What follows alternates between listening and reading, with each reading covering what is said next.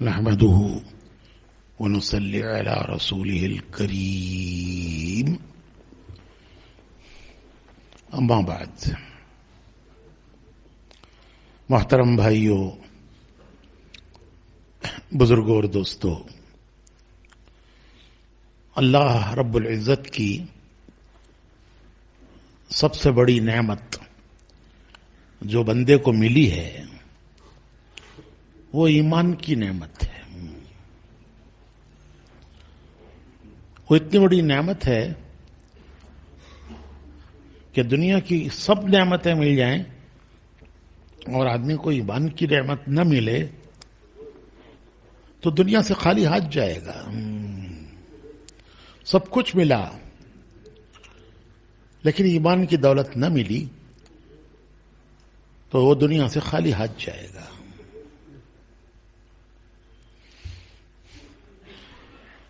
ایک انسان کی ضرورتیں ہیں اور ایک انسان کی زندگی کا مقصد ہے. زندگی کی ضرورتیں ہر آدمی سمجھتا ہے کہ میری زندگی کی ضرورتیں کیا ہیں، اور ہر آدمی ایمان والا، بغیر ایمان والا، مومن، غیر مسلم، سب ضرورتوں کو سمجھتے ہیں کہ زندگی کی ضرورتیں کیا ہیں، اور وہ زندگی کی ضرورتیں پورا کر رہے ہیں اور چاہتے ہیں کہ اچھے سے اچھی طرح سے دنیا کی ضرورتیں زندگی کی ہم پوری کریں. انسان تو انسان، جانور بھی زندگی کی ضرورت سمجھتا ہے. کھانا پینا، مکان بنانا، بچے پالنا جانور بھی کرتا ہے. پرندے گھونسلے بناتے ہیں، چونٹیاں زمین کے اندر بل بناتی ہیں، وہ ان کا مکان ہے. ہم ایک مرتبہ یورپ میں سفر کر رہے تھے روڈ سے، تو بہت سخت سردی پڑی تھی، برف پڑی تھی. تو سردی میں پتے جھڑ جاتے ہیں، درختوں پر ایک بھی پتا نہیں تھا، خشک ڈالیاں، خشک ٹہنیاں. ایسا لگتا تھا کہ یہ آرٹیفیشل درخت ہیں، کیونکہ پتا کوئی ہے ہی نہیں اس پہ. تو سب پتے سردی میں برف کی وجہ سے گر چکے تھے موٹر وے پہ. لیکن ان درختوں پر جو پرندوں نے گھونسلے بنائے تھے وہ بالکل صحیح سالم تھے. پرندوں کے گھونسلے، وہ پرندہ گھونسلہ جو ہے وہ دو شاخوں کے بیچ میں بناتا ہے، تو وہ گھونسلے ایسے سالم انٹیکٹ تھے کہ ذرا بھی اس میں وہ پرندے رہ رہے ہیں، انڈے دے رہے ہیں، بچے پیدا کر رہے ہیں. پتے تو سب جھڑ گئے لیکن وہ گھونسلہ پوری طرح سے باقی ہے. تو وہ ضرورتیں جانور بھی سمجھتا ہے کہ میری کیا ضرورت ہے. اسے بھی خوف ہوتا ہے، ڈر ہوتا ہے، اسے وہ اپنی حفاظت کرتا ہے. کوئی اسے مارنے جائے بھاگتا ہے، وہ اسے کوئی دانہ ڈالے وہ قریب آتا ہے. تو جانور بھی اپنی ضرورت سمجھتا ہے. تو ضرورتیں انسان بھی سمجھتا ہے، مسلمان بھی سمجھتا ہے، غیر مسلم بھی سمجھتا ہے، جانور بھی سمجھتا ہے. لیکن مقصد زندگی کیا ہے؟ زندگی کا مقصد کیا ہے؟ اس کو سمجھانے کے لیے اللہ نے نبی بھیجے. نبی دو چیزیں بتاتے ہیں. یہ حضرات کا ترجمہ کہیں ہو رہا ہے؟ تو نبی دو چیزیں بتاتے ہیں. ایک، ضرورت کی حد کیا ہے، حد. دوسرے، ضرورت کے پورا کرنے کا طریقہ کیا ہے. وہ حد بھی بتاتے ہیں، طریقہ بھی بتاتے ہیں. اور دوسری بات مقصد بتاتے ہیں کہ انسان مقصد سے غافل ہے. وہ دنیا کے جھمیلوں میں اس طرح الجھا ہوا ہے انسان کہ وہ مقصد زندگی سے غافل ہے. عام انسان تو عام انسان ہے, مسلمان غافل ہے کہ وہ دنیا کے جھمیلوں میں اس طرح الجھا ہوا ہے کہ وہ مقصد سے غافل ہے. ایک دم سے موت کے وقت سمجھ میں آتا ہے کہ میں نے جس چیز کو مقصد بنایا تھا وہ تو نہیں ملا. مشہور قصہ ہے, سکندر, دنیا فتح کرنے والا سکندر, اس کے دو مقصد تھے. اس کے سامنے زندگی کے اس نے جو زندگی کے مقصد بنائے تھے, اس نے دو مقصد اپنے بنائے تھے. ایک مقصد دنیا فتح کرنا, تو وہ چلا وہاں سے میکسیڈونیا, یورپ میں میکسیڈونیا, اور ہندوستان تک پہنچا. ہندوستان بھی پورا نہیں فتح کر سکا. وہ شمالی ہندوستان سے اس کی فوج تھک گئی اور وہ کہنے لگے کہ اب ہم کو وطن یاد آ رہا ہے, ہم وطن جانا چاہتے ہیں. اب وہ آگے بڑھنے سے انہوں نے انکار کر دیا. جب فوج تیار نہیں ہے تو سکندر کیا کرے گا؟ وہ اکیلا مارچ کرے گا. تو مجبوراً وہ واپس گیا. تو یہ مقصد تھا زندگی کا کہ مجھے دنیا فتح کرنا ہے, لیکن وہ پورا نہیں ہوا. واپسی میں اسے موت آئی. وہ بڑا سمجھدار تھا, پڑھا لکھا تھا. ارسطو اس کا استاد تھا. تو وہ سمجھ گیا کہ موت آ گئی ہے. اسے غم تھا کہ میں پردیس کی موت مر رہا ہوں.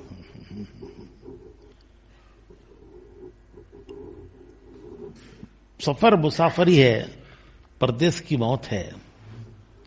اسے غم تھا کہ مجھے پردیس کی موت آ رہی ہے. تو اس نے اعلان کیا فوج میں اس نے اعلان کیا کہ ارے ہے کوئی جو میری موت کو اتنا ٹال دے, اتنا مجھے موقع دے دے کہ میں وطن جا کے مر جاؤں. میں جانتا ہوں کہ موت وہ اس سے کسی کو مفر نہیں ہے, مر رہا ہے, لیکن میں چاہتا ہوں کہ مجھے اتنے دن کی زندگی مل جائے کہ میں وطن پہنچ جاؤں, پردیس سے وطن پہنچ کے میں وہاں مر جاؤں.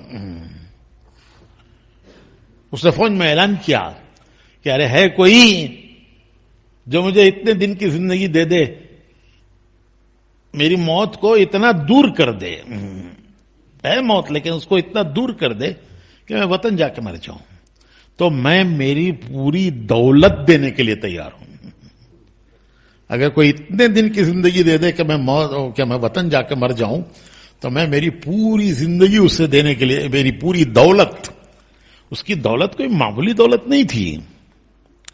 دنیا کے بڑے بڑے بادشاہوں کو اس نے تختوں سے اتار دیا تھا, اور ان کے خزانے جو پتہ نہیں کتنی پیڑھیوں کے, باپ دادا, کھکڑ دادا, سکڑ دادا, کتنے زمانے کے خزانے جو ان بادشاہوں نے جمع کر کے رکھے تھے, وہ سب خزانے سکندر کے ہو گئے.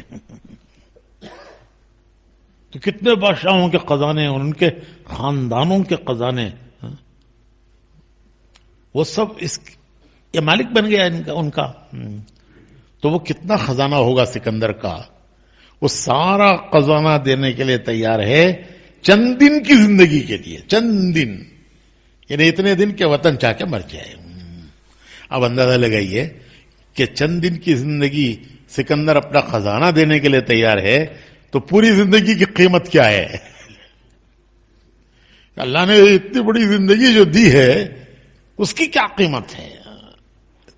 वतन तक जाने के लिए चंद दिन मुझे चाहिए और मैं जाकर वहां मर जाऊं, मुझे कोई और नहीं चाहिए, तो उसके लिए वो सब खजाना देने तैयार है। तो और करें कि जो पूरी जिंदगी अल्लाह ने दी है उसकी क्या कीमत है? कोई कीमत उसकी हो सकती है? तो इतनी बड़ी दौलत है जिंदगी, लेकिन उसका मकसद क्या है? दुनिया उससे गाफिल है कि हमारा मकसद जिंदगी क्या है। तो मैंने कहा कि सिकंदर के दो मकसद थे, एक दुनिया फतह करना और दूसरे गांव में मरना, वतन में मरना। लेकिन दोनों नहीं पूरे हुए, ना दुनिया फतह हो सकी ना गांव जाके मर सका, वो रास्ते में बता गई, मर गया। तो दो मकसद थे, दोनों नहीं पूरे हुए। तो उसके बाद उसने क्या किया कि जब देखा कि अब आ गई है मौत, तो उसने वसीयत की कि मेरे दोनों हाथ मेरे कफन के बाहर रखो। तो लोगों ने पूछा कि ये कैसी अजीब वसीयत है, इसका मकसद क्या है आखिर? उसने कहा दुनिया देख ले कि इतना बड़ा फातिह, दुनिया फतह करने वाला, बड़े बड़े बादशाहों को शिकस्त देने वाला, कोई बड़ी से बड़ी फौज उसके सामने टिक नहीं सकी, कोई बड़ी से बड़ी फौज टिक नहीं सकी। बड़ी बड़ी फौजों को उसने शिकस्त दी, बादशाहों को तख्तों से उतार दिया, खजाने उनके ले लिए।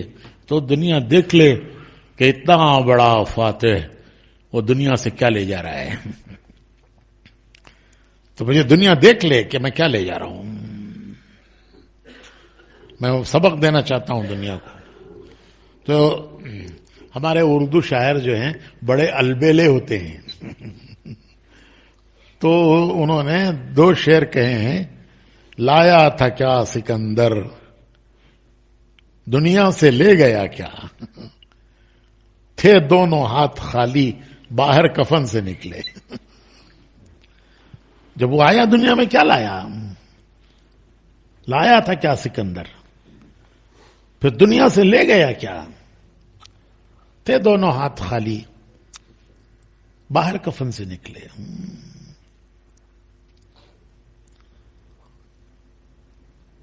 तो इतना बड़ा फातिह और कह रहा है कि मैं खाली हाथ जा रहा हूं, और वसीयत कर रहा है कि देखो मेरे हाथ बाहर रखो, दुनिया देखे मैं क्या ले जा रहा हूं। तो जरूरतें इंसान की लिमिटेड हैं, लेकिन ख्वाहिश इंसान की जो है वो अनलिमिटेड है। ख्वाहिश, कोई दुनिया में इंसान ऐसा नहीं आया कि जिसकी सब ख्वाहिशें पूरी हुई हो और वो दुनिया से गया हो। तारीख में एक आदमी ऐसा नहीं दिखाया जा सकता।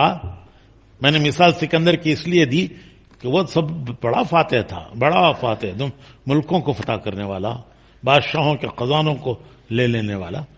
तो एक आदमी तारीख में ऐसा नहीं दिखाया जा सकता कि जो इसकी सब ख्वाहिशें पूरी हुई हों और वो दुनिया से गया हो। हजारों ख्वाहिशें ऐसी कि हर ख्वाहिश पे दम निकले, और ऐसी हजारों हैं। हजारों ख्वाहिशें ऐसी कि हर ख्वाहिश पे एक एक ख्वाहिश पूरा करने में दम निकलता है। सिकंदर की ख्वाहिशें दम निकल गया, पूरी नहीं हुई। तो नबी बताते हैं कि देखो ख्वाहिश की एक लिमिट है। 50 कमरों का मकान हो, कितने कमरों में आदमी रात में सोएगा? 50 कमरों का मकान है, लेकिन सोएगा कितने कमरों में? थोड़ी थोड़ी देर हर कमरे में सोएगा, फिर रात क्या गुजरेगी उसकी। 100 जोड़े कपड़े हैं, पहनेगा कितने? एक जोड़ा। एक जोड़े पे दूसरा जोड़ा पहन ले तो लोग कहेंगे दीवाना है।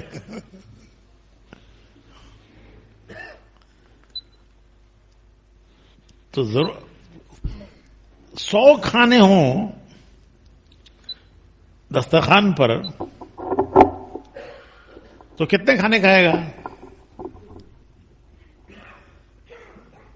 2-4 سے پیٹ بھر جاتا ہے. اس کے بعد پھر نعمتیں لاؤ. وہ کہتے بھائی میرا تو پیٹ بھر گیا, میں تو کھا چکا. خلفائے بنو امیہ میں ایک خلیفہ تھے سلیمان بن عبد الملک. ان کو کھانوں کا بڑا شوق تھا. قسم قسم کے کھانے ان کے دسترخوان پر رہتے تھے. ولید عمارتیں بنانے کا شوق تھا ولید کو, اور سلیمان کو کھانوں کا شوق تھا. علماء نے لکھا ہے کہ جو بادشاہ کا مزاج ہوتا ہے وہ رعایا کا بن جاتا ہے, اس کو فالو کرتی ہے رعایا. تو ولید کا مزاج تھا عمارتیں بنانے کا, تو پوری مملکت میں عمارتیں ہی عمارتیں بنتی تھی. کہ ہر ایک نقل کر رہا ہے, اس کی کاپی کر رہا ہے, عمارتیں بنا رہا ہے. پھر زمانہ آیا سلیمان بن عبد الملک کا, تو اسے شوق تھا کھانوں کا. تو ہر آدمی کے دسترخوان پر قسم قسم کے کھانے ہوتے تھے. بادشاہ کا شوق, رعایا کا شوق. تو انہوں نے لکھا ہے کہ اللہ درجے بلند کرے عمر بن عبدالعزیز رحمت اللہ علیہ کے, کہ انہوں نے مزاج بدل دیا, لوگوں کا مزاج بدل دیا. اور ان کے زمانے میں عبادات کا شوق بن گیا پبلک کا. عبادات, نمازیں پڑھنا, تلاوت کرنا, روزے رکھنا, یہ مزاج تو عمر بن عبدالعزیز رحمت اللہ علیہ کا تھا. تو سلیمان کے دسترخوان پر بہت کھانے ہوتے تھے. اچھا کتنے کھانے کھائے گا آدمی؟ دو چک کے بھی پیٹ بھر جاتا ہے. تو حضرت عمر بن عبدالعزیز کو ایک مرتبہ خیال آیا کہ سلیمان کو سمجھانا چاہیے کہ تو نہیں کھا سکتا, اتنے کھانے کیوں پکاتا ہے. ہم کشمیر میں دعوتوں میں لوگ بلاتے تھے بھی کھانے کے لیے, تو شروع میں ہم نے دعوتیں قبول کی. اس کے بعد پھر ہم نے کہہ دیا بھائی ہم آپ تمہاری دعوت میں نہیں آئیں گے. انہوں نے کہا کیوں؟ ہم نے کہا کہ تم اتنا پکاتے ہو جو کھا نہیں سکتے, کیوں ضائع کرتے ہو؟ اتنا پکاؤ جتنی ضرورت ہے. اور وہاں کا رواج ہے, 1-2 ولیمے کی دعوتوں میں ہم گئے, تو رواج یہ ہے کہ وہ جو تھال ہوتا ہے بڑا, تھال میں کھاتے ہیں سب مل کے, 4-5 آدمی. تو تھال میں وہ جو پکانے والا ہوتا ہے وازوان کہتے ہیں اسے ان کے یہاں, پکانے والا کھانا, وہی لا کے ڈالتا ہے, ڈالتا رہتا ہے, کوئی منع ہی نہیں کرتا. وہ خود ہی دیکھ, پھر وہ خود ہی ڈال کے چلا جاتا ہے. پھر وہ اگلا ڈش وہ آتا ہے, پھر وہ اگلا ڈش والا آتا ہے, پھر وہ اگلے ڈش والا آتا ہے.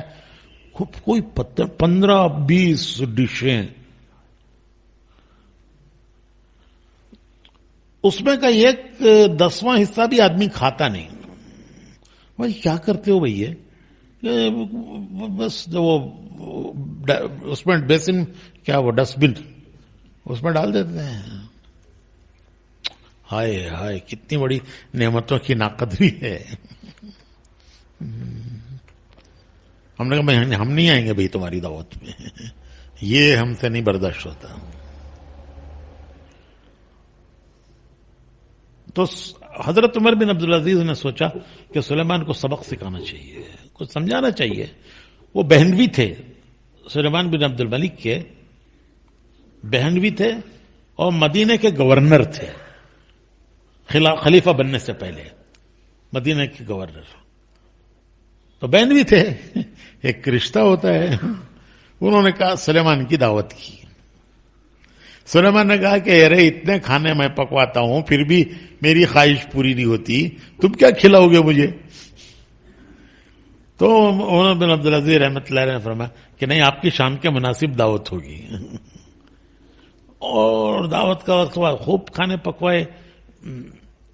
حضرت عمر بن عبدالعزیز نے، اور جب وہ کھانے کے لیے آئے خلیفہ سلیمان بن عبدالملک، تو پہلے بیٹھتے ہیں نا، تھوڑی دیر بیٹھتے ہیں، باتیں کرتے ہیں. تو جہاں بیٹھتے ہیں باتیں کرتے ہیں وہاں انہوں نے سوکھی چیزیں رکھ دی، کھجور، کشمش، بادام، ایسی کچھ چیزیں وہاں رکھ دی. سلیمان کو بھوک لگی. عمر بن عبدالعزیز باتیں کر رہے ہیں، اسے بھوک لگی تو اس نے اٹھا کے انجیر کھایا، بادام کھایا، کھجور کھایا. سلیمان بن عبدالملک نے، حضرت عمر بن عبدالعزیز نے جو انتظام کر رہے تھے ان سے کہا تھا کہ دیکھو جب تک میں خود آ کے کھانا نہ اٹھاؤں تب تک کھانا رکھنا نہیں. جب بھی آؤں یہ کہنا کہ حضور بس تیار ہے، بس ابھی آ رہا ہے، ابھی آ رہا ہے، لیکن لانا نہیں. میں خود اٹھ کے آؤں گا پکانے کی جگہ پر تو یہ اشارہ ہوگا کہ اب رکھو. تو وہ حضرت، اچھا پھر سلیمان کو بھوک لگی، اس نے وہ کھائیں کچھ چیزیں. پھر کہا کہ عمر کھانا کب آ رہا ہے؟ تو بڑے خفا ہوئے وہ خدمت والوں پہ، یہ بناوٹی خفگی. ارے لاؤ، امیر المومنین بیٹھے ہیں انتظار میں، تم کیا کر رہے ہو تم؟ تو وہ سب جانتے تھے کہ یہ سب بناوٹی ہے. وہ کہنے حضور بس اب آ رہا ہے، بس حضور بس بالکل تیار ہے، بس ابھی آ رہا ہے. پھر سلیمان سے عمر بن عبدالعزیز باتیں کرتے رہے. پھر تھوڑی دیر کے بعد اسے بھوک لگی. پھر اس نے کہا کہ عمر آخر تمہارا کھانا کب آئے گا؟ اور اب وہ اور زیادہ، پہلے سے زیادہ ناراض ہوئے. لیکن سب کو، خدمت والوں کو پتا تھا کہ یہ ناراضگی خفگی ہے، بناوٹی ہے.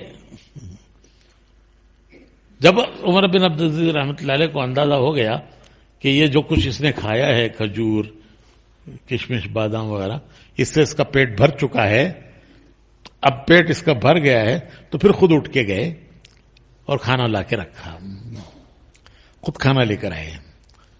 تو سلیمان کہنے لگا کہ عمر اب کیا کھاؤں میں؟ اب میں کیا کھاؤں؟ بھوک لگتی رہی، جو کچھ سامنے تھا میں وہ کھاتا رہا، میرا تو پیٹ بھر گیا، اب میں کیا کھاؤں؟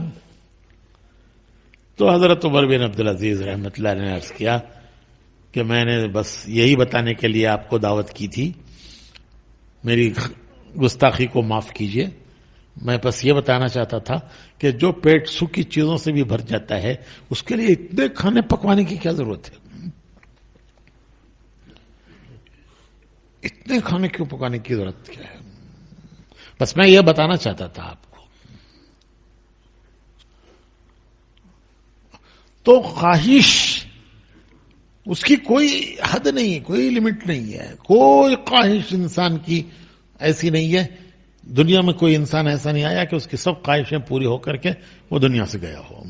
خواہشیں سینے میں رہ جاتی ہیں اور آدمی ان خواہشوں کو لے کر زمین کا پیون بن جاتا ہے. تو نبی بتاتے ہیں کہ دیکھو لمٹ ہے، لمٹ.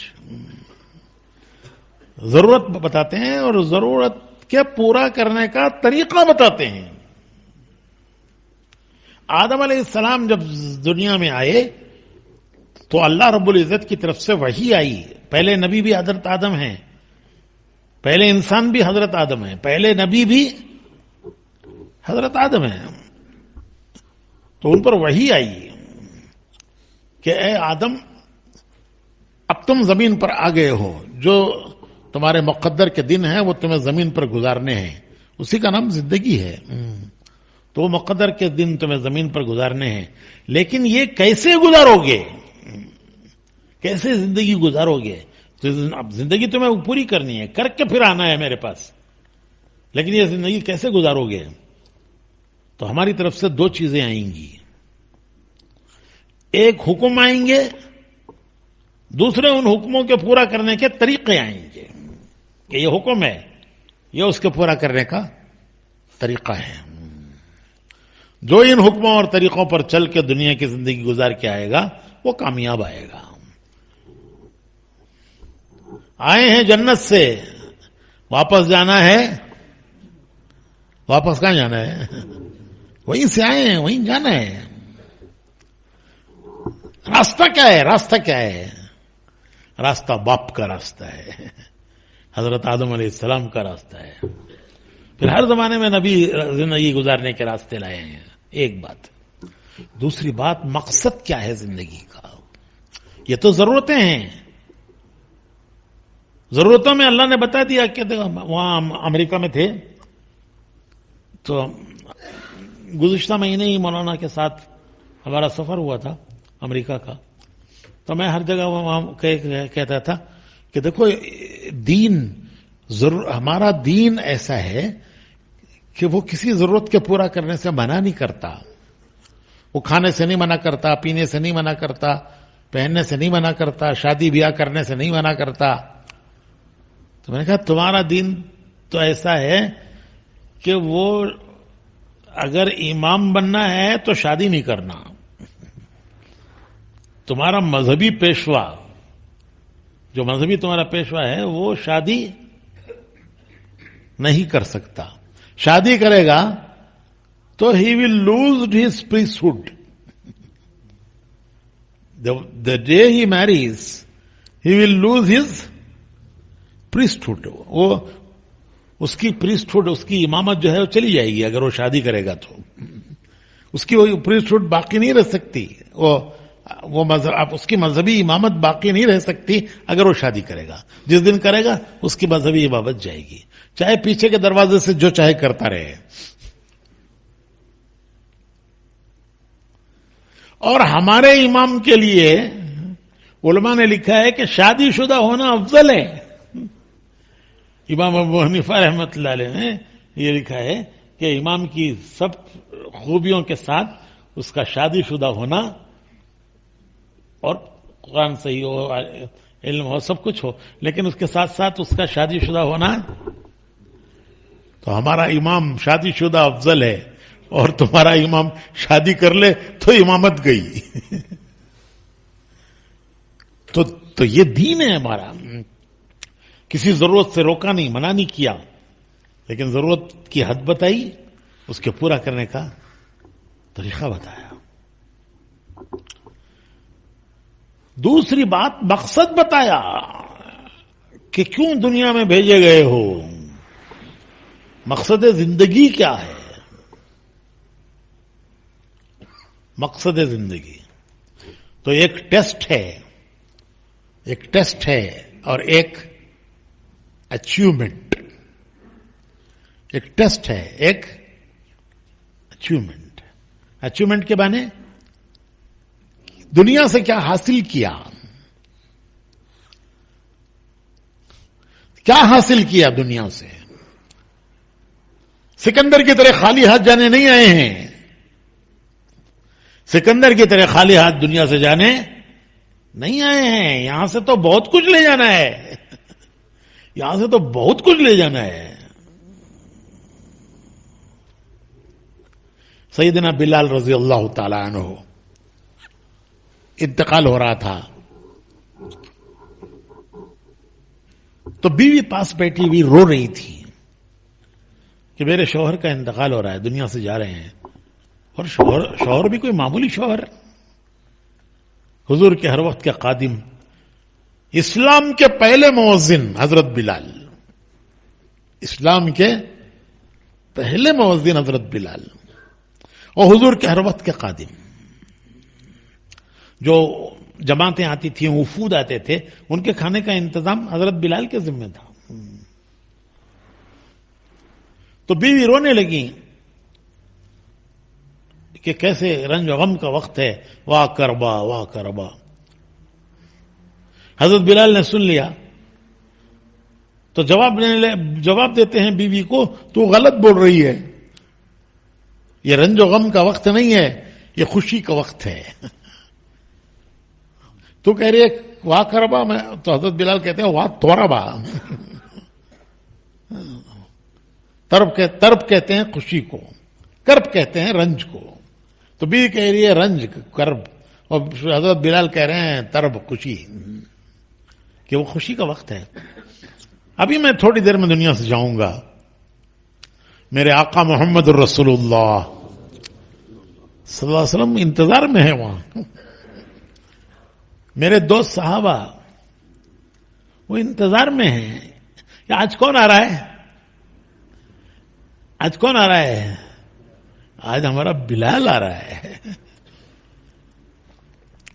تو حضور میرے آقا انتظار میں ہیں, میرے ساتھی میرے صحابہ, ان کے دوست کون, صحابہ, وہ میرے انتظار میں ہیں. تو یہ خوشی کا وقت ہے یا غم کا وقت ہے؟ یا ایتھا النفس المطمئنہ ارجعی چلو الی ربکی راضیۃ مرضیہ فادخلی فی عبادی وادخلی جنتی. تو یہ حاصل کرنے والے ہیں جو حاصل کر گئے, دنیا سے حاصل کر گئے. مجھے کبھی کبھی خیال آتا ہے جیسے ہمارے ہندوستان کے اکثر لوگ ہیں نا, جب کبھی گاؤں جانے کا ہوتا ہے تو وہ ایئرپورٹ پہ کھڑے کھڑے سوچتے ہیں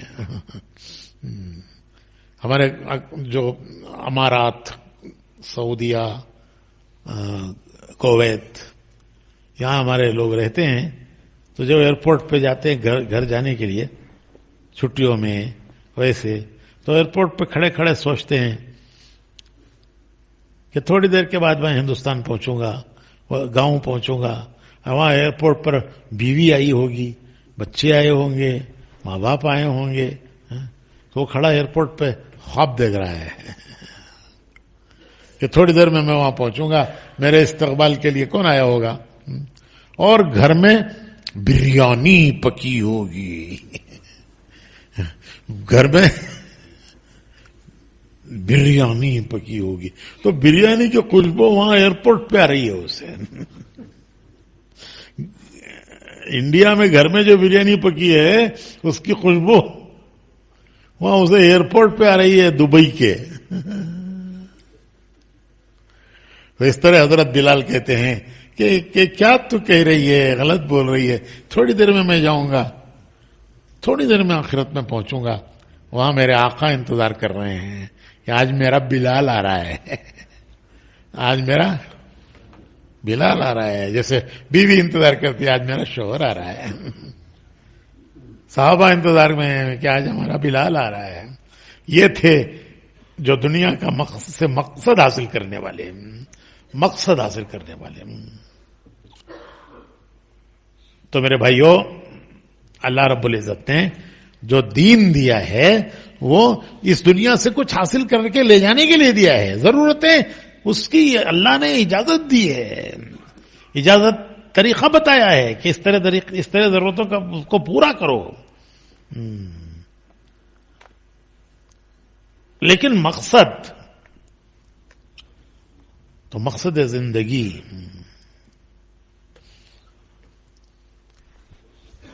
وہ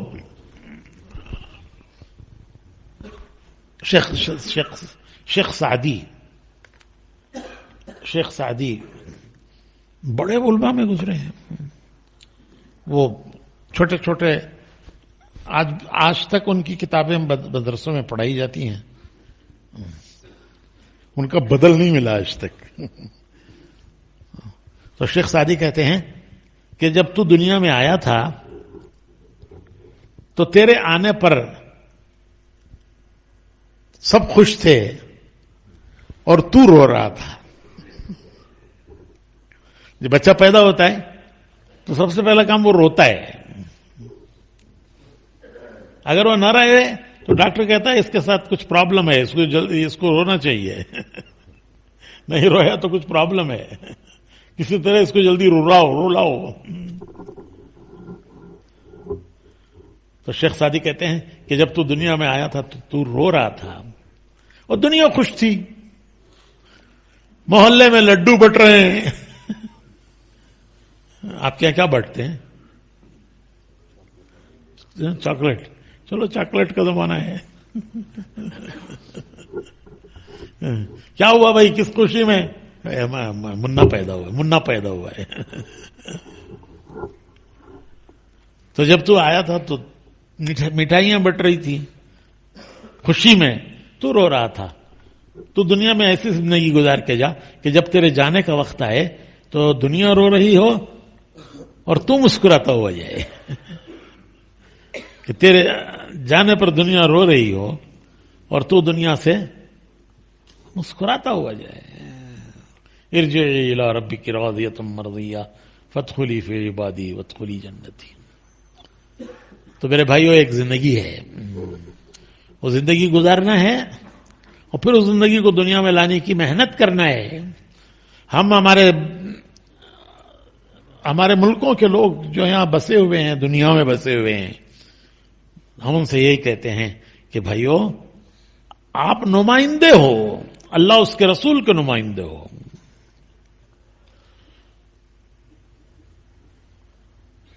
مجھے یاد ہے کہ جس زمانے میں یہاں یہ ملک آزاد ہوئے تھے اور یہاں آزادی کا سلسلہ چلا تھا, پرانے بزرگوں کو یاد ہوگا, ہمارے محمد بھائی راوت وغیرہ بیٹھے ہیں, امیر صاحب, تو جب یہاں آزادی کا سلسلہ چلا تھا تو بڑے حالات آئے ہمارے ہندوستانیوں پر. جو بھی ہمارے ہندوستان پاکستان کے جو بھی تھے, باہر کے ملکوں کے لوگ, ان پہ بڑے حالات آئے. ان کے تجارتی لائسنس کینسل ہو گئے, کن کن حالات سے گزرے, اور سب کے قدم یہاں سے اکھڑ گئے تھے. سب کے قدم اکھڑ گئے تھے کہ چلو کہیں چلیں گے دنیا میں. حضرت جی رحمت اللہ علیہ, مولانا انعام الحسن صاحب رحمت اللہ علیہ کا زمانہ تھا. انہوں نے مولانا عمر صاحب کے ساتھ جماعت بھیجی یہاں. مولانا عمر صاحب تشریف لائے, جماعت لے کر آئے, اور آ کر انہوں نے سب کو سمجھایا کہ دیکھو اب تک تو دنیا کو مقصد بنا کے تم یہاں جی رہے تھے, اب وہ دنیا تو تمہارے ہاتھ سے گئی. اب مسئلے آ گئے, مشکلیں آ گئی, اب مقصد دین کو بناؤ. تم اپنے دین کو مقصد بنا کے جمو کہ جو بھی حالات آئیں گے انشاءاللہ ہم یہاں جمیں گے. اور تو انہوں نے آ کر مولانا عمر صاحب نے سب ملکوں میں سفر کیا اور سب جگہ ہمارے بھائیوں کو یہ پیغام دیا کہ دیکھو اب تک تو مقصد ہمارا یہ تھا کہ ہم یہاں دنیا کے مقصد سے آئے تھے, دنیا مقصد تھی, لیکن اپنا مقصد اب بدل لو کہ اب وہ دنیا ہمارے ہاتھ سے گئی, لیکن ہم یہاں سے ہٹیں گے نہیں, ہم یہاں دین کو مقصد بنا کے ہم یہاں جمیں گے. تو الحمدللہ یہ ہمارے نوجوانوں سے کہتا ہوں میں کہ تمہارے جو بڑے تھے, باپ دادا, وہ مقصد بدل کر جم گئے یہاں, ورنہ سب اکھڑ گئے تھے. انہوں نے مقصد بنایا کہ اب ہم دین کے لیے جمیں گے, جم گئے, اور پھر اللہ کی مدد آئی, پھر حالات آہستہ آہستہ آہستہ سنبھلتے گئے. پوچھو آپ اپنے بڑوں سے جو تمہارے بڑے ہیں, بڑی عمروں کے, یہ کون سا سال تھا جب مولانا عمر صاحب تشریف لائے تھے؟ 68.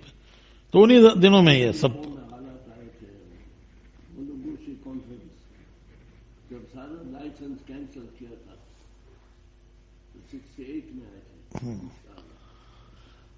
تو حضرت نے ان کو بتایا تھا کہ جا کے پیغام پہنچاؤ کہ حالات سے نہ گھبراؤ, جموں, اللہ حالات بدل دے گا, لیکن مقصد بدلو, مقصد بدلو. اب تک مقصد دنیا تھی, سب گئی وہ, لیکن اب مقصد بناؤ کہ ہم یہاں اللہ کا پیغام پہنچانے کے لیے ٹکے ہیں. تو الحمدللہ اس وقت کے جو بڑے لوگ تھے انہوں نے کہا کہ انشاءاللہ اب نہیں آئیں گے, اب ہم جو کچھ حالات آئیں گے ہم اس کو برداشت کریں گے, لیکن ہم یہاں جمیں گے. جب وہ جمیں تو پھر اللہ نے حالات بدلے, آہستہ آہستہ آہستہ حالات بدلتے گئے, اور اللہ نے ان سے کام لیا دنیا میں. مجھے فیجی والوں نے ہمیں کارگزاری سنائی کہ سب سے پہلی جماعت فیجی گئی زیمبیا کی. سب سے پہلے جو جماعت فیجی گئی ہے وہ زیمبیا کی جماعت گئی ہے. دنیا کا مشرق کا آخری کنارہ زامبیا فیجی، ڈیٹ لائن، دنیا کی ڈیٹ لائن وہاں سے گزرتی ہے.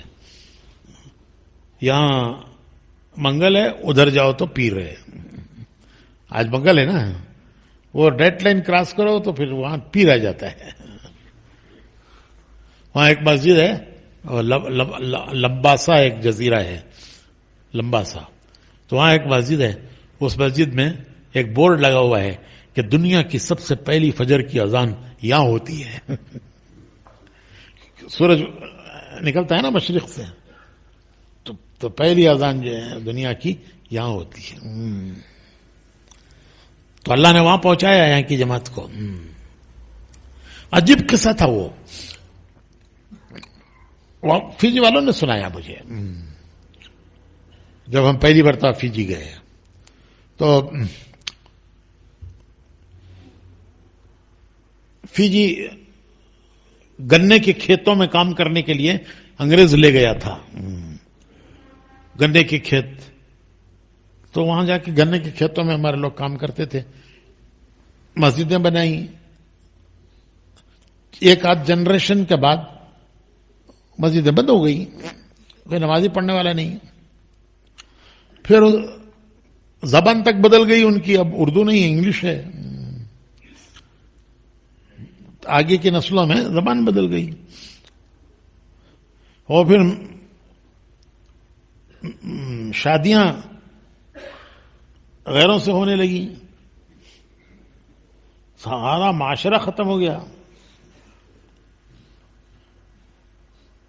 پھر جب ان کو آزادی ملی تو ان کو پھر زمینیں ان کی ہو گئیں، جو زمینوں میں کاشت کرتے تھے. جب انگریز کی حکومت تھی برطانیہ کی، پھر وہ زمینیں ان کو مل گئیں، تو پھر وہ مالدار بنے. ایک آدمی ٹورسٹ باپ دادا کا ملک دیکھنے آیا، اسے شوق ہوا میرے باپ دادا کا ملک دیکھنا. تو وہ آیا دہلی، اس نے ایک گائیڈ لیا، اس گائیڈ نے اس کو پورا دلی گھمایا، چار مینار، قطب مینار، اور کیا ہے وہ لال قلعہ، چاندنی چوک، وہ سب گھماتا گھماتا وہ اس کو لے کر آیا نظام الدین درگاہ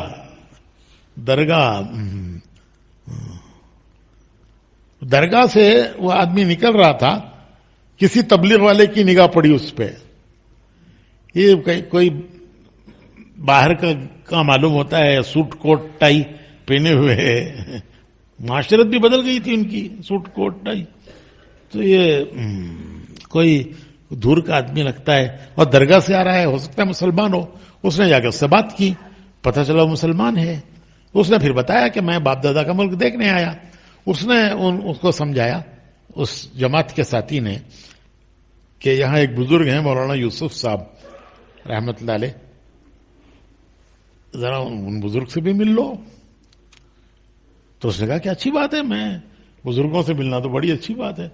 تو وہ آیا. مولانا یوسف صاحب رحمت اللہ علیہ نے، وہ جو جماعت کا ساتھی تھا اس کا کام اتنا ہی تھا، اس نے لا کے وہاں حضرت سے ملاقات کرائی کہ حضرت یہ ہندوستانی ہے، کہتا ہے کہ کہیں بہت دور رہتا ہے اور باپ دادا کا ملک دیکھنے کے لیے آیا ہے، ٹورسٹ ہے، اور مجھے درگاہ پہ ملا. درگاہ پہ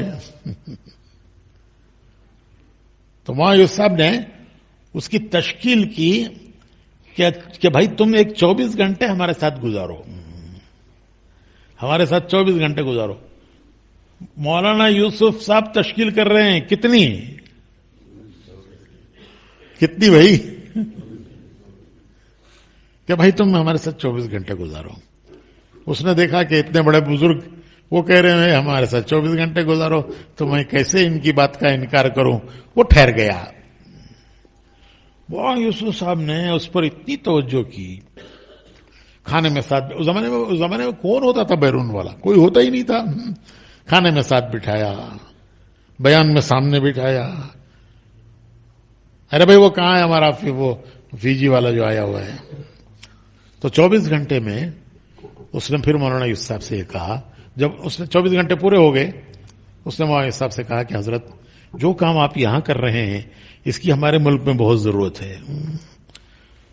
ہماری مسجدیں بڑوں نے بنائی تھیں وہ اب بند ہو چکی ہیں، ہماری معاشرت بدل گئی، ہمارے نوجوانوں کو کلمہ بھی نہیں آتا، نماز بھی نہیں ہے، تو ہمارے ملک میں تو اس کی بڑی ضرورت ہے. آپ جماعت بھیجیے، میں ان کے ساتھ ان کو رہبری کروں گا، میں ان کا ساتھ دوں گا، میں لے کے ان کو پھروں گا. تو مولانا یوسف صاحب رحمۃ اللہ علیہ نے اس زمانے کے جو ہمارے شورا والے تھے، مولانا عمر صاحب، مولانا عبید اللہ صاحب، منشی بشیر صاحب، میاں جی محراب صاحب، سب رحمت اللہ علیہ ہو گئے. ان کو بلایا کہ دیکھو بھائی، یہ ہمارا مہمان یہ اپنے ملک کی دعوت دے رہا ہے کہ ہمارے ملک کو جماعت بھیجو اور میں ساتھ دوں گا. تو اسے کہا کہ بھائی نقشہ لاؤ دیکھیں تو تمہارا ملک کہاں ہے. نقشہ لا کے دے گا تو نقشے میں کہیں نام نشانی نہیں ہے اس کا. وہ بھی ڈھونڈ رہا ہے میرا ملک کہاں ہے. وہ بھی ڈھونڈ رہا ہے. چھوٹا سا جزیرہ، اس زمانے میں کوئی حیثیت نہیں تھی، اب تو چونکہ ایک ٹورسٹ اسپاٹ بن گیا ہے تو اس کا نام بھی ہے، ورنہ وہ ورلڈ میپ میں اس کی کوئی ان کا نام بھی نہیں تھا. وہ بھی ڈھونڈ رہا ہے میرا ملک کہاں ہے. پھر اس نے اندازے سے بتایا یہ آسٹریلیا، یہ نیوزی لینڈ، اور یہاں جو چھوٹے چھوٹے نقطے ہیں ان میں سے ایک نقطہ میرا بھی ہے. تو وہاں صاحب نے کہا کہ انشاءاللہ ہم جماعت بھیجیں گے. کوشش کی، جماعت نہیں بنی، مولانا اس صاحب کا انتقال ہو گیا. اس شخص نے جو کچھ اچھا وہاں کچھ اب حج کا سلسلہ بھی شروع ہو گیا تھا، تو جن کے پاس کچھ پیسہ ہو گیا وہ کہیں گے حج کو جائیں گے. تو حاجی جا رہے تھے، حاجیوں سے اس شخص نے کہا کہ حرم میں تبلیغ والوں کو تلاش کرو، اور اگر تبلیغ والے تمہیں ملیں تو ان سے کہنا کہ انہوں نے وعدہ کیا تھا جماعت بھیجنے کا، وہ پورا نہیں ہوا، ابھی تک جماعت آئی نہیں. تو حاجیوں نے تلاش کیا. اس زمانے میں ملکوں کے جوڑ ہوتے تھے، مکہ مکرمہ میں، مدینہ طیبہ میں ایک ایک ملک والوں کو جوڑ کرتے تھے، ان کا بلاتے تھے، دعوت دیتے تھے، کھانا کھلاتے تھے، ان کو کام کی ترغیب دیتے تھے. ملکوں کے جوڑ ہوتے تھے، اس وقت کام بالکل کھلا ہوا تھا.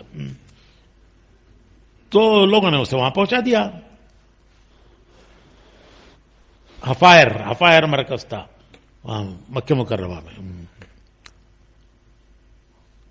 تو اس نے آ کے ملاقات کی. حضرت کا تو انتقال ہو چکا تھا مولانا صاحب کا، مولانا انعام صاحب سے ملی. اس نے پھر یاد دلایا کہ ہمارا بھائی آیا تھا، آپ نے اس کو اس نے ہم کو آپ کی یاد دہانی کرانے کے لیے بھیجا ہے کہ آپ نے جماعت بھیجی نہیں. تو حضرت نے عرض کیا کہ انہوں نے فرمایا کہ بھائی ہم نے کوشش کی بہت، لیکن جماعت بن نہ سکی. اس زمانے میں بہت دور کی بات تھی. وہ ہمارے یہاں تو پاسپورٹ بننا مشکل ہوتا تھا اس زمانے میں. ہم ابھی بھی کوشش میں ہیں، جماعت بنے گی تو انشاءاللہ بھیجیں گے. اس وقت ملکوں سے جماعتیں بن کے آتی تھیں، ملکوں میں جاتی تھیں. حج کے بعد مدینہ منورہ سے جماعتیں روانہ ہوتی تھیں. یہ سب رکاوٹیں نہیں تھیں اس وقت. دنیا کے ملکوں سے جماعتیں بن کے آتی اور مدینہ منورہ سے جماعتیں ملکوں میں جاتی تھیں. تو یہ تقاضا لے کر آئے فیجی والے، اور جماعت آئی زامبیا سے. انہوں نے آگے حضرت جی سے عرض کیا کہ حضرت دنیا کے کسی کنارے پر بھیجیے، ہم جانے تیار ہیں. تو تقاضا فیجی سے اور جماعت، پھر یہ زامبیا کی پہلی جماعت تھی جو وہاں گئی فیجی. اور اس آدمی نے اپنے حسب وعدہ وہ ان کو لے کے پورے جزیرے میں پھرا. ایک ہی سفر میں سب مسجدیں کھل گئی. جتنی بڑوں کی بنائی ہوئی بند تھی مسجدیں، کوئی آتا ہی نہیں تھا نماز کے لیے، سب مسجدیں کھل گئی. یہ ساری خیر کس کے حصے میں ہے؟ ارے بولو نا بھائی، زامبیا والوں کے حصے میں یہ ساری خیر. اور یہ خیر کیسے حصے میں آئی؟ ان کی نیتیں بدلنے پر. یہ نیت کر کے یہاں ٹھہرے کہ اب ہم دنیا کی نیت سے نہیں ٹھہر رہے ہیں, اب ہم یہاں دین کے لیے ٹھہر رہے ہیں. پھر دیکھو اللہ نے آج یہ کیسا گلشن بنایا ہے, اللہ نے کیسا گلشن بنایا ہے یہاں. لیکن یہ سب یہ بڑوں کی قربانی اور ان کی نیتیں بدلنا کہ ہم یہاں اب دین کے کام کے لیے ٹھہرے ہیں. تو ہم دنیا میں جہاں بھی ہمارے لوگ ہیں ہم ان سے کہتے ہیں کہ بھائی دنیا بھر میں اللہ نے ہندوستان, پاکستان, بنگلہ دیش, یہ تو ایک ہی ملک تھا, 3 حصے کی انگریز نے. جو ہمارے لوگ وہاں رہ رہے ہیں وہ اللہ کے دین کے کام کی نیت کر کے ٹھہرے. دنیا مقدر کی اللہ دے گا انشاءاللہ. یہ تو ایمان ہے ہمارا کہ مقدر کی ایمان ہے.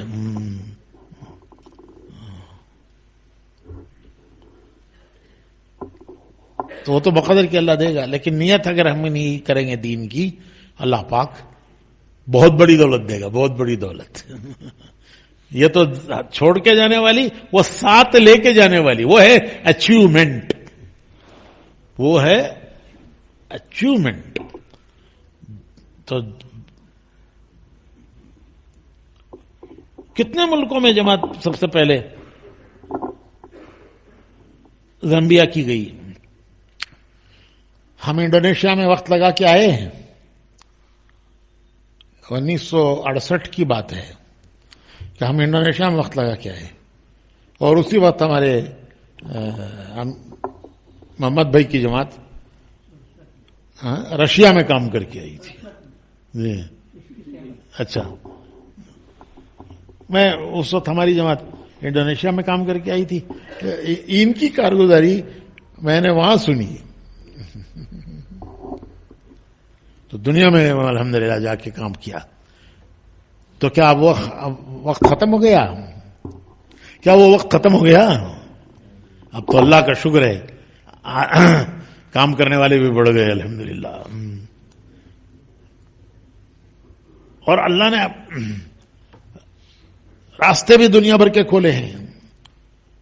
ابھی میں بتا رہا تھا کہ ہم امریکہ میں تھے, نیو یارک میں اجتماع تھا, اور نیو یارک کا وہ زمانہ بھی ہمیں یاد ہے کہ ہفتہ بھر محنت کرتے تھے تو 5-7 آدمی جمع ہوتے تھے. جس سے ملتے وہ کہتے کہ ہم اتوار کو ملیں گے. جس سے جا کے بات کرو اس سے یہ کہتا تھا کہ اتوار کو ملیں گے. یہاں تک کہ وہ پوچھتے تھے کہ کیا جمعہ کی نماز اتوار کے دن پڑھ سکتے ہیں؟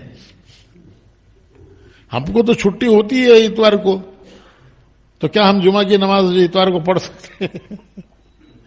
اور آج اللہ کا فضل ہے کہ کتنی مسجدوں میں جمعہ 2 مرتبہ ہوتا ہے, یعنی مجمع اتنا ہوتا ہے کہ مسجد بھر جاتی ہے تو وہ 2 مرتبہ جمعہ پڑھتے ہیں.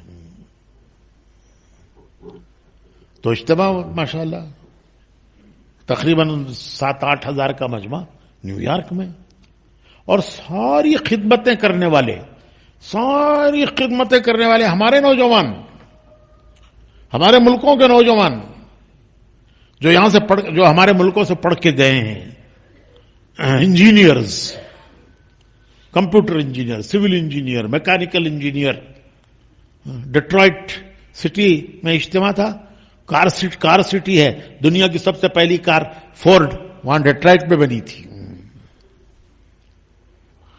وہاں ساری خدمتیں کرنے والے ہمارے نوجوان, کھانا کھلانے والے, پکانے والے وہ, کھلانے والے وہ, پارکنگ کرانے والے وہ, ٹریفک سیکیورٹی, فائر, دنیا بھر کے قانون ہیں وہاں, ہر قانون کو پورا کرو, وہ سب خدمتیں کرنے والے ہمارے نوجوان. دیکھو تو ایسا لگتا ہے کہ کسی مسجد کے مؤذن ہوں گے یا امام ہوں گے, اور پوچھو تو پتہ چلتا ہے کہ وہ بڑے بڑے انجینئر ہیں. یہاں سے اچک کے لے جاتے ہیں, تعلیم کے زمانے سے نگاہ رکھتے ہیں, اور پھر کیمپس سلیکشن کہتے ہیں, یہاں سے اچک کے لے جاتے ہیں, وہاں لے جا کے ان کی ٹریننگ دیتے ہیں اور بڑی بڑی تنخواہیں دیتے ہیں. اور وہ نوجوان یہاں دیکھو اجتماع میں ایسے لگ رہے ہیں جیسے کہیں کے امام ہوں گے, کہیں کے مؤذن ہوں گے, اور ساری خدمتیں کر رہے ہیں. پورا اجتماع سنبھالا ہوا ہے، کھانا کھلانے میں وہ ہیں، پارکنگ میں وہ ہیں، فائر میں، سیکیورٹی میں.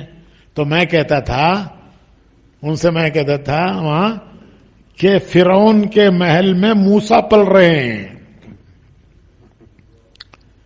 فرعون کے محل میں، محل فرعون کا ہے، اور یہ جو نوجوان پل رہے ہیں یہ موسیٰ ہیں.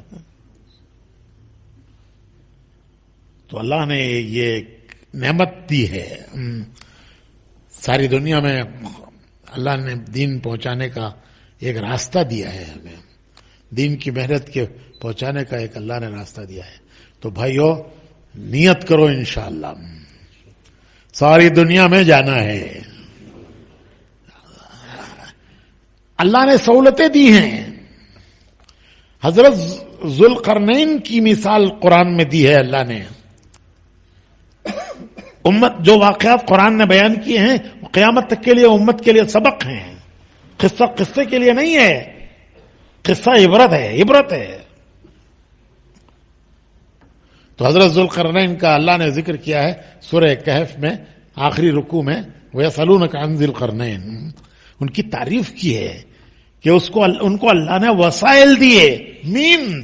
مینز وسائل، تو اللہ نے ان کو وسائل دیے، اور وہ ان وسائل کو لے کر حتی اذا جاء مغرب الشمس، وہ حتی اذا جاء مطلع الشمس، کہ وہ مغرب کے کنارے تک پہنچے اللہ کا پیغام لے کر، اور وہ مشرق کے کنارے تک پہنچے اللہ کا پیغام لے کر.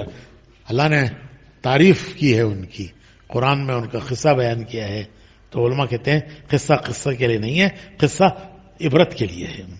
تو اللہ کا کرم ہے، اس تبلیغ کی برکت سے اللہ نے مرد تو مرد ایسی عورتیں پیدا کر دی جو دنیا کے مشرق مغرب کے کناروں میں چلی، جماعتیں لے کر مردوں کے ساتھ عورتیں مائیں معصرات جماعتیں دنیا کے مشرق مغرب کے کناروں میں چلی گئیں. اللہ بہت قبول فرمائے. سب نیت کرے انشاءاللہ. 4 مہینے لگ گئے ہیں، انشاءاللہ دنیا میں جانا ہے. نہیں لگے ہیں 4 مہینے لگا کر پھر دنیا میں جانا ہے. اور مقام پر اللہ نے اتنی فضا بنائی ہے، اللہ قبول فرمائے کہ اس کو اور بڑھانا ہے کہ ہمارے نوجوان وہ ہماری کمائی ہیں، ان کو ہمیں اس ماحول میں لانا ہے. ان کو بھی پڑھنے والوں کو چھٹیوں میں اللہ کے راستے میں نکالنا ہے. عورتوں کو لے کر کے بھی اللہ کے راستے میں 3 دن جانا، 10 دن جانا، پھر چلے جانا، پھر ملکوں میں جانا ہے انشاءاللہ. کہ بھائی سب نیت کرتے ہیں انشاءاللہ. کیوں انشاءاللہ میں جان کیوں نہیں ہے؟ پکی نیت کرتے ہیں نا سب انشاءاللہ. 4 مہینے ملکوں میں جانے کے لیے کون تیار ہے؟ آئندہ دنوں میں، میں یہ نہیں کہتا اب بھی نکل جاؤ چلے جاؤ. آئندہ دنوں میں 4 مہینے ملکوں میں جانے کے لیے کون تیار ہیں؟ ذرا کھڑے ہو جائیے. ملکوں میں جانے کے لیے 4 مہینے ملکوں میں جانے کے لیے، دنیا کے ملکوں میں جانے کے لیے 4 مہینے کون تیار ہیں؟ اور کھڑے ہو جائیے، اور کھڑے ہو جائیے، خود کھڑے ہو جائیے، کھڑا کرنا نہ پڑے. ہاں اگلے مہینوں میں جائیے، ہم کیوں نہیں کہتے بھائی ابھی چلے جاؤ. ترتیب بنائیے، جائیے ملکوں کے لیے جائیے. 4 مہینے ملکوں کے لیے. بھائی ایک حلقہ بنائیے. ادھر کدھر بنائیے؟ کل کہاں بنایا تھا؟ ادھر 4 مہینے والے، ادھر ملکوں میں جانا 4 مہینے. بھائی ہمارے ساتھی آ جائیں. نام مہینہ دے دو، آپ نام دے دو، مہینہ دے دو. پھر کہاں جانا ہے، کہاں جانا ہے وہ انشاءاللہ مشورے سے طے ہوگا. وہ تو مشورہ طے کرے گا کہاں جانا ہے. آپ اپنا نام دو، مہینہ بتاؤ کس مہینے میں جائیں گے 4 مہینے کے لیے. بھائی ایسا کریں نا، مہینہ وار حلقے بنا دو، پھر وہ لکھ لیں. مجمع بڑا ہے نا، وہاں مہینہ وار حلقے بنا دو، پھر وہ مہینہ وار لکھ لیں نام.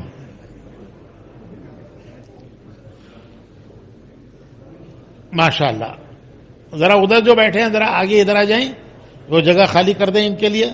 اور وہاں مہینہ وار بٹھا لیجیے. اچھا جن کے 4 مہینے اب تک نہیں لگے وہ انشاءاللہ تیار ہیں 4 مہینے کے لیے, وہ ذرا کھڑے ہو جائیں, کسی بھی وقت 4 مہینے لگائیں گے انشاءاللہ. اچھا سالانہ کا جو وقت ہے, چاہے 4 مہینے ہو, چلہ ہو, ابھی نہیں لگا تو چلے کے لیے کون تیار ہے؟ وہ کھڑے ہو جائیں بھائی, چلے والے. چلے کے لیے کون تیار ہے بھائی؟ کھڑے ہوتے جائیں, کھڑے ہوتے جائیں. سبھی 4 مہینے کے ارادے کر رہے ہیں, چلے کے لیے کوئی تیاری نہیں. ماشاء اللہ, چلو بڑی بات ہے, اچھی بات ہے.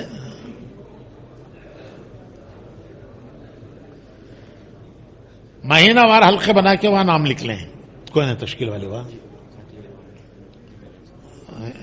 2-4 ہیں. میں نے کہنا تھا کہ مہینہ وار بیٹھ جائیں گے نا تو جلدی ہو جائے گا. آپ بھی چلے جاؤ نا وہاں, آپ بھی چلے جاؤ. نہیں آپ یہ چلے جائیں گے, مہینہ وار بٹھا لیجیے.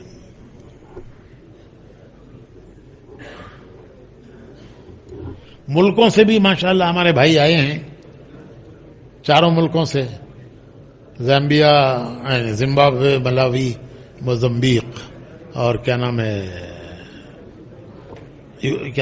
کانگو.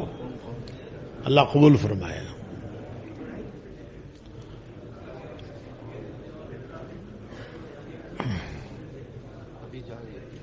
جی بھائی ماشاء اللہ. اور بھائی چلے کے لیے کون تیار ہے بھائی؟ چلے کے لیے تو کوئی اٹھا ہی نہیں ہے. سب 4 ہی مہینے کے لیے تیار ہیں. ہاں سب 4 مہینے کے لیے تیار. اللہ قبول فرمائے.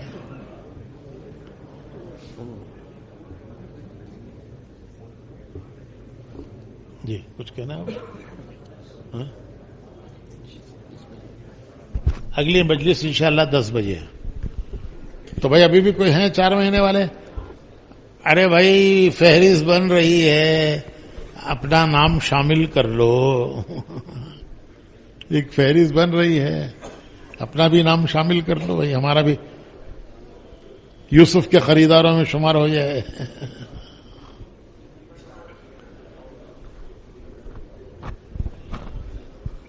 بس اگلی مجلس انشاءاللہ 10 بجے ہوگی. علماء کرام سے گزارش ہے کہ 11 بجے انشاءاللہ علماء کا پروگرام ہوگا الاحسان ٹرسٹ پہ. جو علماء یہاں پہ نہیں ہے ان تک بھی پیغام پہنچا دے تاکہ سارے ساتھی پہنچنے کی کوشش کریں انشاءاللہ. وہ کہاں ہوگا؟ الاحسان ٹرسٹ کے ہال پہ ہوگا انشاءاللہ. جزاکم اللہ. سبحان اللہ.